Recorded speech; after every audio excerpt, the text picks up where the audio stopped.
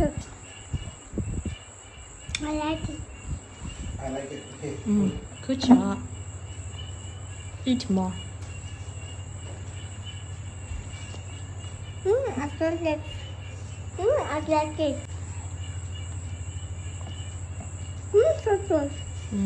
So good. အခုလိုမျိုးအိုစီလေးအရန်ကြိုက်တဲ့မုံလုံးနီးလေးကို sharing လုပ်ပေးချင်ပါတယ်ရှင်။အရင်ဦးဆုံးချိတ်ဆက်ထဲကိုငပြောသည့်တစ်လုံးထည့်ပါတယ်။ broccoli 9 ပွင့်လောက်ကိုလည်းထည့်ပါတယ်။ပြီးရင်တော့ဒီ BLM oat လေးကို2ဆွန်းထည့်ပါတယ်ရှင်။ BLM oat ကလေးကတော့ made in Australia premium quality 6လအထက် baby လေးတို့ကနေစပြီးတော့မှကျွေးလို့ရတဲ့ oat ကလေးကိုသုံးထားပါတယ်။ oat လေးထည့်ပြီးသွားပြီဆိုရင်တော့ကြက်ဥတစ်လုံးပြားရည်အနှဲငယ်နဲ့နွားနို့လေးကိုအနှဲငယ်ထည့်ပါမယ်။အားလုံးကိုကျဉ်ညက်သွားတဲ့အထိရောပြီးတော့မှကြိတ်လိုက်ပါတယ်ရှင်။အခုလိုမျိုးအားလုံးကျဉ်ညက်သွားပြီဆိုရင်တော့ဝေဖာဆက်လေးကိုအသုံးပြုပြီးတော့မှမုတ်လေးလုပ်ပါမယ်။ဝေဖာဆက်ကိုစီလေးနှဲငယ်ဖြန်းပြီးတော့မှ brush လေးနဲ့တုပ်လိုက်မယ်။ပြီးရင်မုံနှိအရည်လေးလောင်းထည့်ပြီးတော့မှအဖုံးလေးကိုပိတ်ထားလိုက်ပါမယ်။မီးအစိမ်းလေးပိတ်သွားပြီဆိုရင်တော့မုတ်လေးကိုထုတ်ယူလို့ရပါပြီ။အခုလိုမျိုးပုံစံလေးအတိုင်းပဲမုံနှိရှည်လေးတွေကုန်သွားတဲ့အထိပြုလုပ်လိုက်ပါတယ်။အားလုံးပေါင်းမုတ်လေး6ချက်ရပါတယ်။အနက်လေးကလည်းမှုေးပြီးတော့မှအရသာကလည်းငှပြောသီးရဲ့တဘာဝအရသာချွတ်ချွလေးမို့လို့အိုစီလေးကတော့အရန်ကိုမှကြိုက်ပါတယ်